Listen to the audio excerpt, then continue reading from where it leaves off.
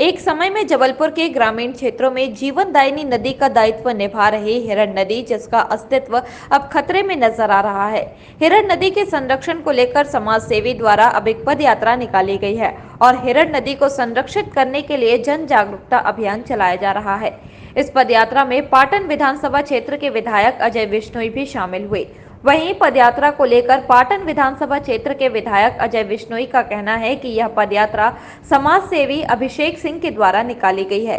जिस प्रकार से एक समय जीवनदायिनी के रूप में पहचाने जाने वाली नदी हिरण नदी का अस्तित्व खतरे में नजर आ रहा है। नदी में पानी ही नहीं बचा, वहीं जिला प्रशासन से इस बात को लेकर चर्चा की गई है और हिरण नदी के अस्तित्व को बचाने के लिए भी चर्चा की जाएगी। वहीं पदयात्रा निकालकर जन जागरूकता का संदेश देने वाले अभिषेक सिंह का कहना है कि बचपन से ही वह हिरण नदी को देखते आ रहे हैं। पहले यह नदी ग्रामीण क्षेत्रों के लिए जीवनदायिनी नदी का कार्य किया करती थी, पर आज इसका अस्तित्व खतरे में नजर आ रहा है, जिसको लेकर उनके द्वारा यह पद यात्रा निकाली गई है और स्थानीय नागरिकों को जागरूक किया जा रहा है, जिससे कि नदी का अस्तित्व बना रह सके।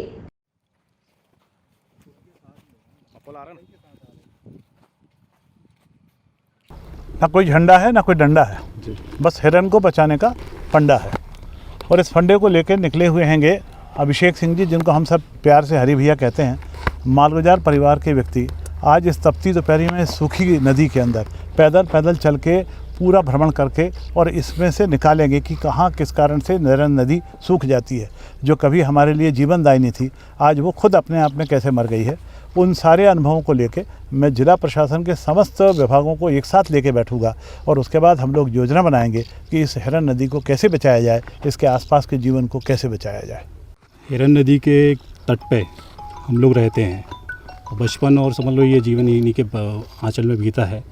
आज माँ हिरण नदी को इस स्थिति में देखते हुए बड़ा ही दुख हो रहा है। पिछले भी ऐसे 4 साल पहले भी चर्चा हुई थी इसके बारे में कि भैया ऐसा है, तो भैया ने बोला था अपन इसके बारे में विचार कर रहे हैं। और उनने और उनके प्रेरणा से जिस तरीके से भैया जो काम करते हैं, और हमें ऐसा लगा कि भाई कोई जनप्रतिनिधि ऐसा भी चाहिए है जो जनता की सुने और जनता की भावनाओं को समझे और उनकी ज़रूरतों को समझे। तो आज मैंने जो पदयात्रा चालू करी तो उनसे पूछ के करी, तो उन्होंने बोला हरी चालू करो, हम साथ में हैं और अपन चाहते हैं कि हिरण माँ फिर से पुनर्जीवित हों और पुराने रूप में आएँ। तो मैंने ये पदयात्रा जन जागरूकता के तहत चालू करी है। जिस हिसाब से हिरण नदी का दोहन हुआ है, सिर्फ दोहन हुआ है, उसका लिया है दिया कुछ नहीं है किसी ने कुछ उस पर। तो इसी को देखते हुए हमारी ये अंतरात्मा ने आवाज़ दी कि भाई इसके बारे में कुछ किया जाए।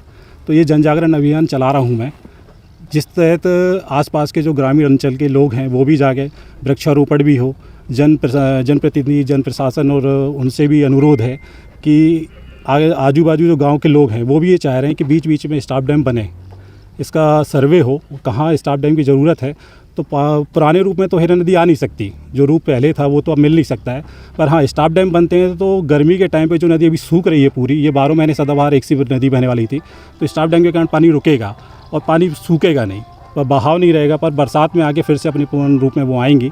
मेरा उद्देश्य एक ही है, जन जागरूकता, कि अपन हिरण नदी को बचाएं। जल ही जीवन का उद्देश्य है, जल नहीं है तो कुछ भी नहीं है। बस एक ही मेरा उद्देश्य है, हिरण नदी को बचाएं किसी भी तरीके से, जनप्रतिनिधि के माध्यम से, जिला प्रशासन, शासन, जनसत्ता के माध्यम से, यही मेरा अनुरोध।